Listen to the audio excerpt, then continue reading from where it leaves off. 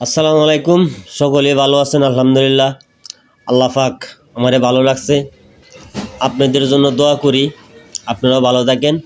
আমাদের এই যে করস মাদ্রাসা দেখেন, আমাদের এই যে মসজিদের ওজোগানা কাজ চলতেছে। আলহামদুলিল্লাহ, শুক্রিয়া। আমাদের মসজিদটা খুবই সুন্দর হয়েছে। সকলেই দুনিয়ার ভিতরে আপনারা সকলে মসজিদের সাথে সম্পর্ক রাখেন, মসজিদের সাথে উঠা বসা করেন, মসজিদে ভালোবাসেন। ইনশাল্লাহ আপনার দুনিয়াতেও ভালো হবে, কাল হাসরেও ইনশাল্লাহ ভালো যাবে।